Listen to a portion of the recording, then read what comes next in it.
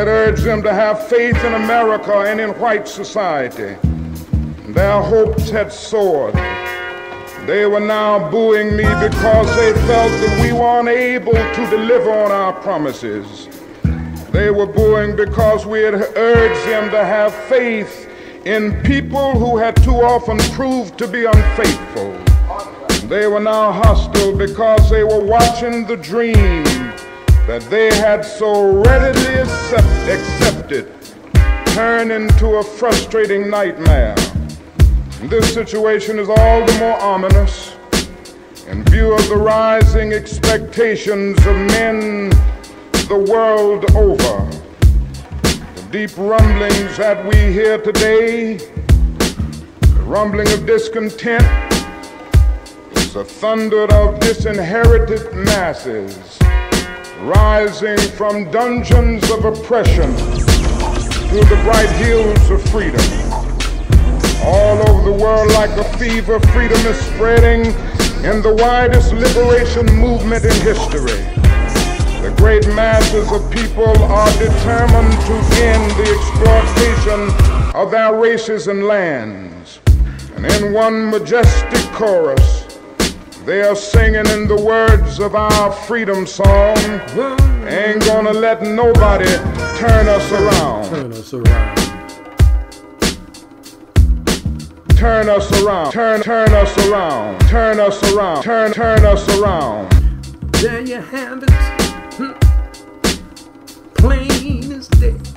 Oh, yeah. Coming from the words of the King himself, Dr. MLK Jr. Well, no one's gonna turn us around. You know what? Y'all ain't gotta worry about any of that, because you know what? You really don't care about nothing but yourselves. You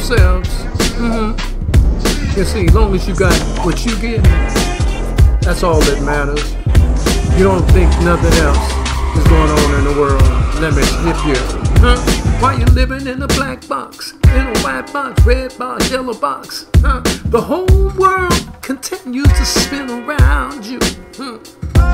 You're living in neighborhoods that were built to help you, but you're constantly tearing them down, trying to do your dirt. You don't care about no one and no one else. You don't even care about your own self, because if you did, you pick yourself up and dust yourself off. Well, I see everybody trying in the neighborhood, trying to get out, but there's a few of us, a few of you that won't never get out, because see, if they can't, you don't want them to get out because you don't want to get out. Because what? I'm here to tell you that God has a way of opening doors. Look in New Orleans and look around the other places. See, they thought that they could run the joint, because what God says, hey, I'm in charge of all that. I'll send storms, hurricanes to clean houses, tornadoes, all kinds of things that come in. You see, the prayers of the righteous availeth much. Yes, they do. Even more so, even more than the ones of you that try to destroy everything that your hands touch.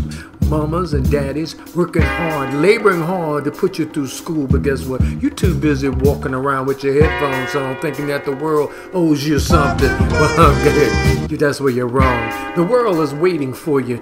When you step out of school, guess what? The first thing it's going to do is going to hit you like this. It's going to do, I've been waiting on you, so I can knock you out. I don't care about whose mom or daddy or child you are. You're all the same. When it comes to me, well, sounds familiar.